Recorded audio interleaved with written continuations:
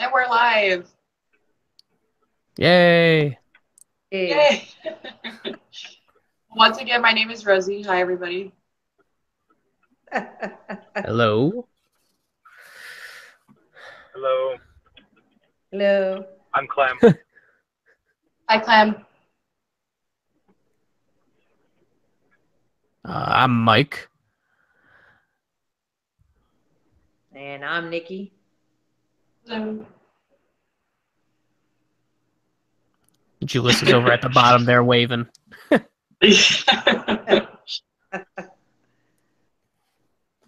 am Julius on the plane. Yeah.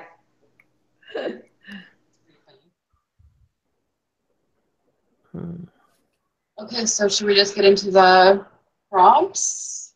Yeah, Yeah. let's just get Let's it done. do it. Yeah. Let's get it done. So do you guys just want a round table or somebody start it off? Or... Yeah, I think a round table thing would be the best, I suppose. And if anybody has any interjections or anything like that, they could say something. I don't think that would be a problem. So yeah. Hold on, I'm just trying to put my notes here. There we go. All right. All right. I guess I'll start with I guess the prompt was what makes a good leader and what makes a bad leader, I believe. Yes.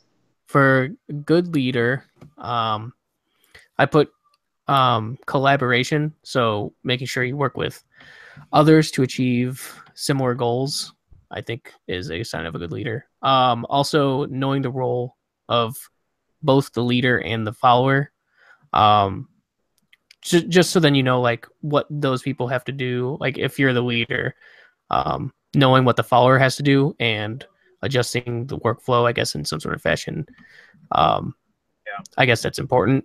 And then emotional intelligence, just being able to identify the other workers or followers' emotions and evaluating them and being able to identify all that stuff. So those were like three, I guess, a top three, I guess, is what I did. So those were three, I guess, facets of being a good leader that I thought were the main three. And then as far as like bad leader, it's kind of just like selfishness. I think the laissez-faire style of leadership is kind of just bad all around. I don't think there's really that much greatness in that whatsoever. Oh, It's come very on. like there. I guess there's like some times where like very little, but there's times where I guess it could be effective. It's basically I like think when there's you're right with that. There's a time and a place for that that type of leadership. yeah, and I think even like I mean I would think of it as like there are separate groups that are doing their own thing, but even within those groups, there's probably a leader within that group that's doing some other different style of leadership. So maybe looking at it at that like at a like broader, like a bigger team, I guess, of like hundreds of people and hundreds of groups, I guess that would maybe work. Just letting people like different groups do their own thing. But otherwise, I think it's not really in like a small form. Like if you're working at like a coffee shop or something like that, it wouldn't be that great. And then letting environmental factors influence your leadership. So if just somebody comes up to you and gives you a hard time, and then that in turn affects your work in any situation. I guess that those would be the three that I picked for bad leadership. Those are three good on all points. The part where you said that a good leader also knows what a follower does, I think it's very important. In most cases where people in a work setting promote from within, they should have an idea of what their job entails and stuff. But I think that people who come from the outside need to make themselves familiar and take the time to really get to know and how to do those little jobs first, because then that way they can maintain touch with the people who are they're supposed to. Oftentimes too, one thing I see that's a bad thing with that is people who get promoted feel like they're absolved from doing those jobs anymore, and they lose touch with that the common man, if you will, and as they ascend into their ivory tower. And it's a bad thing, and it kind of goes into that selfishness thing that you were talking about, and people transition and they don't really remember what it's like to do that job. I've always felt that when you get promoted, you still have to be responsible for your old job duties, and then now you've got these new ones on top of it. Yeah. And at least in my profession, that's kind of what it is, and a lot of people forget that, and it makes them be bad leaders, and their followers end up resenting them later because they're like, oh, this guy's sold out, he's lost touch, he doesn't remember what it's like. Yeah, I would have to say the same thing for me. Like, a lot of people kind of just like, oh, I don't have to do that because I'm, leading the team now, so I don't have to do that. I don't have to do that, grunt work or whatever. So I definitely agree with that. But I think knowing it and making sure you still kind of keep in touch with that, I think helps you know like when certain things should be done and all that stuff like that. Definitely gonna have to be in agreement with you guys. So just touching a little bit as far as what makes a good leader, I think being able to have the ability to work through people rather than just having to feel like you need to do it all yourself. And I'm talking because I'm a manager for Starbucks, so hey, me too. A lot on. Yes, thank you.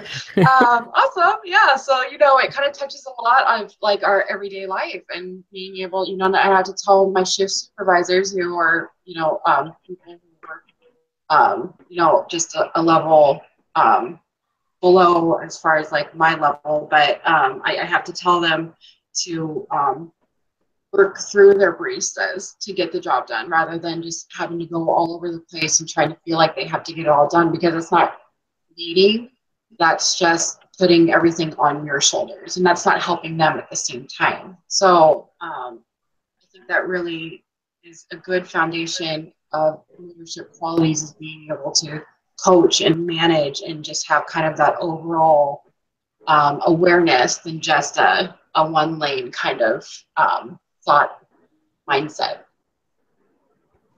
Yeah, I'd interject with that as far as like what Michael and Clem were talking about. I've been in the military for over 20 years, and I can tell you that there is. Well, thank you. Thank you. There is times that once you get into a higher level position, you really can't, I would say, do things that you used to at that rank, at your junior levels. So, where, when I was a junior soldier just getting in, I was pitching tents, getting dirty, that's part of the pack, the team, right? So, and then you move up to your next level when you make, sergeant, NCO. Now you're having to tell the pack what to do. That authoritarian leadership style takes, precedence now. And that's kind of the mindset that they mold you to be, is you're to, basically you're being told what to do. You don't have, it's not a democratic leadership at all. You're told what you're doing and you do it. That's how we survive. Now times are changing where it's becoming very, much more like a democratic, leadership life, style. A good leader is knowing your individuals and knowing their skill sets. So if I know my soldiers' skill sets, I can expand on that. That would be good. That would be being a good leader to me, is knowing those soldiers. Like, we know the followers, we know what we're working with, we know what we have to work on. And communication obviously is key to everything. If I need to be able to communicate to you what it is that I expect and what we need to do as a group. So I really like the different. That's a good point. Yeah. I think every industry is going to have its specific caveats, and you're going to have to change the leadership styles a little bit depending on what's going on. If you're like in the military, like you're saying, and you're kind of higher up there, you don't have time to go out and pitch tents. But it doesn't mean that if a soldier was having a hard time getting it together, you could probably stop and show them how. You still know. It's not like you. But I get what you're saying. You don't have, you delegate that responsibility out and make sure it gets done. And right. That's the way. And if there's a shortage, obviously, if I'm a leader and there's a shortage, I don't have enough people, yeah, I'm going to get out there and do it too. I mean, that's just the way you operate. But Yeah. that also shows that, hey, my leader or my, boss doesn't mind getting out here and getting dirty with us. Well, yeah, if you Yeah. need to do, you don't just go, well, Right. no, that's not for me. Yeah. Right. So, yeah. And that's a good thing about a good leader too, that that people respect, and they will give loyalty and respect and follow that leader when they see somebody who's willing to back them up and respect them and help them out when they need it. He delegates when he needs to delegate. You do what they need you to do when I need you to do it and stuff. But people respect that and look for that in their leaders. Yeah, I don't like to be talked down to. Like, I'd like to know the whole picture. Tell me what it is that you want to know. And then I like to ask for, hey, what are your thoughts? Or do you think that this could be done a different way? You guys have just came back from school. I'm an old dog. You can teach me some new tricks. If you think that there's a better way to do this, then let's do that. And to me, that's listening to the followers and your other peers and subordinates. Yeah. Yeah, in the fire service, very similar. My captain will say, hey, this is what we need to do. We need to vent this roof. We need to do this and that. Sometimes we might run into obstacles, or we might say, hey, we can't do this because of X, Y, and Z, and we might offer other suggestions, other information, and let them make the decision. And sometimes they'll be like, hey, we've tried this, we've tried that. What else do you got? Anybody else have any good ideas? And so it goes from a authoritarian to a democratic, and it shifts. It's the leadership style shifts on the fly in the middle of an incident. Mm-hmm. Yeah. Sure.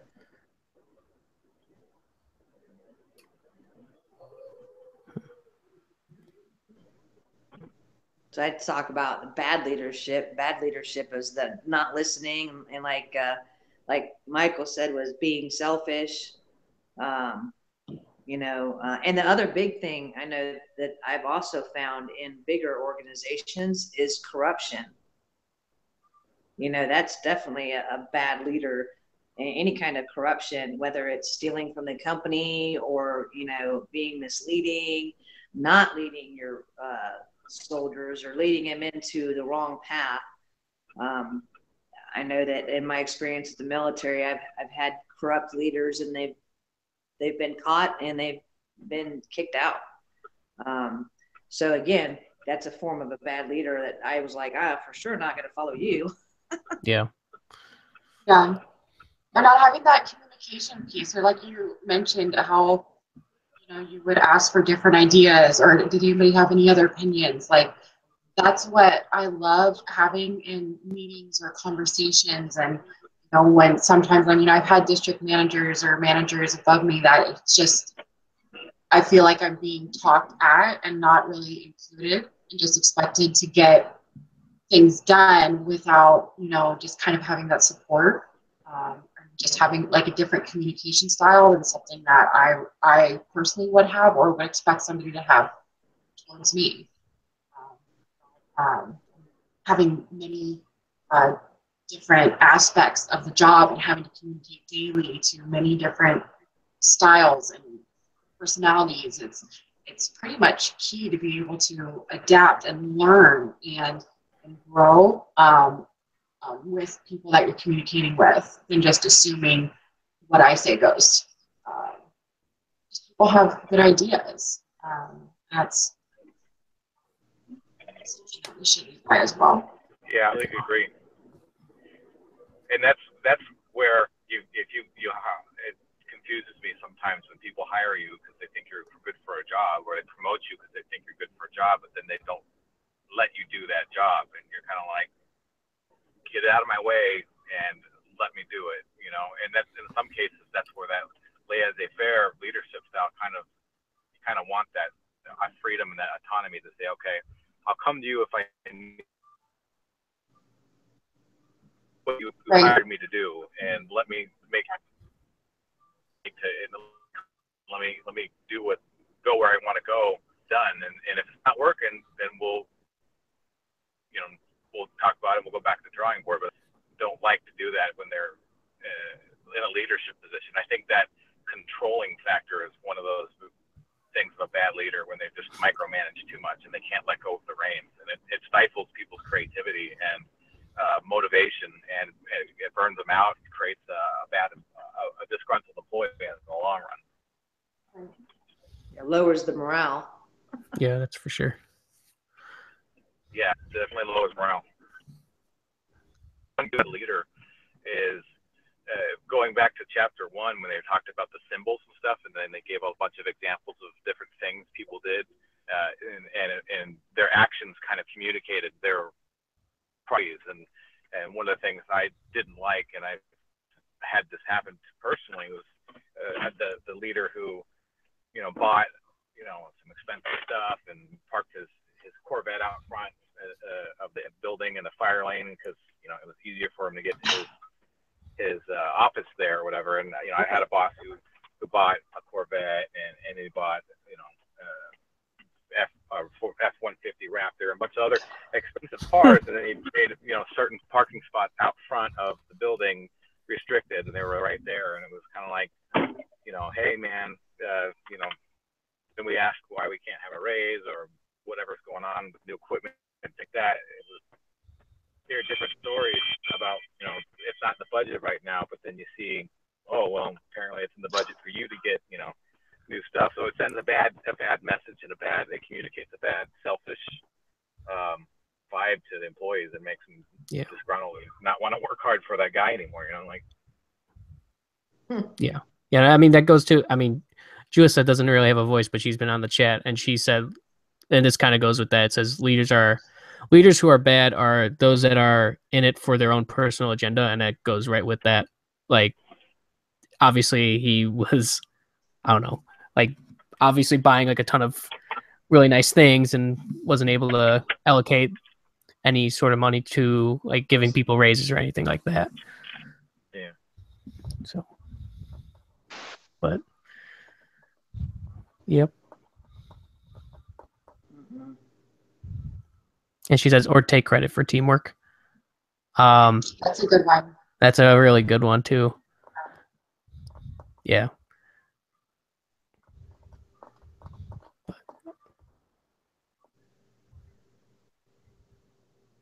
Yeah. I don't know, actually. Are we at 15 minutes? We have, we're at 16. Okay. Almost there. Oh, that's what I was gonna say. Has anybody else experienced the paternalistic leadership in chapter 3? I'm trying to think more. I wouldn't say. I don't know if it goes with paternal. That's just like family, right? Yeah. Like people treat you as family. Well, yeah. So basically, a lot of the times you'll be, invited to parties like or weddings or funerals. People that you work with. So I know in the military we get to be a very tight niche when there's especially for combat veterans, there's like a group of us that were deployed together. So we're pretty paternal and making sure that everybody's okay, checking on each other. Hey, if there's a party, you might get invited to it, like a birthday party for a kid or a wedding shower or something.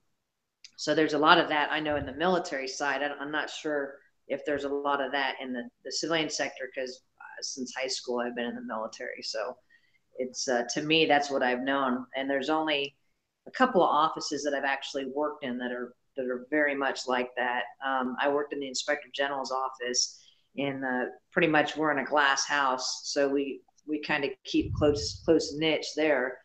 But it's like everybody knowing everybody's business. And at first it was kind of like, whoa, wow, we weren't deployed together. Why you got to know all about me?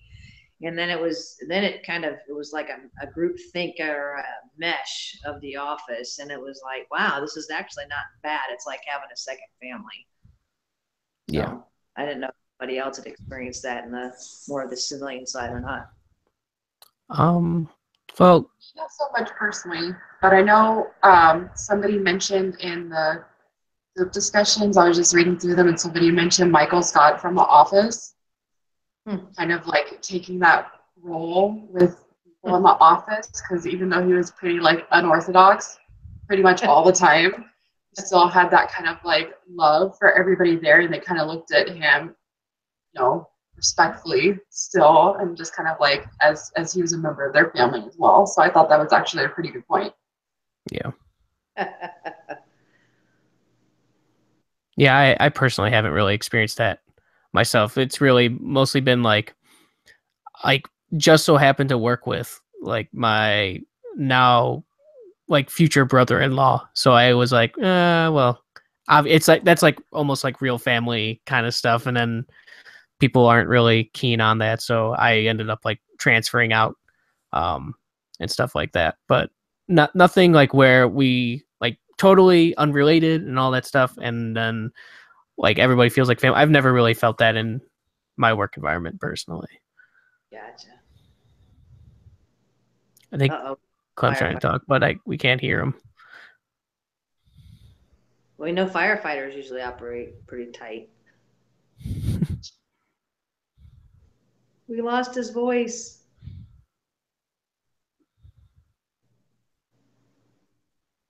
Oh, you muted he muted him. Oh, no. I don't know what's wrong. Wait. Huh. We lost your voice. Is that better now? There we go. Yeah. Do you hear me? There you good. Okay.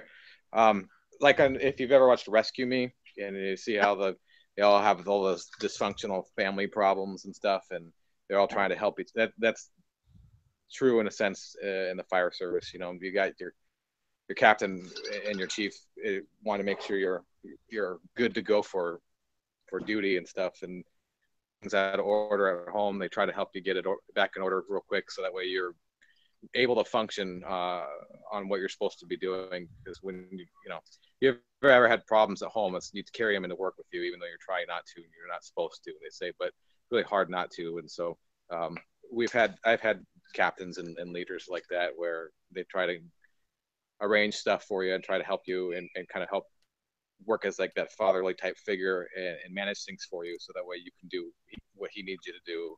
And that paternal, you respect him and you give him and at the same time he gets you do what he wants you to do. Yeah. Yep. Nice. So I know that we're going to get marked down if we go too long. So did you guys want to communicate real quick after this to talk about the assignment, or do you guys want to meet up on a different day or talk through it through our group discussion, or just because it is due the 18th, so I would rather get like a head start on it. Yeah. What are your guys' thoughts? I think we lost Clem on voice again. Yeah. Group discussion. Is that easier? Yeah, I'm fine with. Yeah, I'm fine with group discussion for it. Okay, perfect. So I think we already started a thread, so we'll just tag onto there. I know I added mine and Nicole added hers that we're choosing, and then we could discuss who's going to turn it in, who's putting it together, all that stuff. Sure. So if we could at least have entries by like Wednesday. Okay. That'd be awesome. Yeah. Okay. Sounds good. Cool. Sounds great. Thank you, Julissa. Yeah, thank you. Thank you, Julissa. Bye, guys. Thank you. With no voice.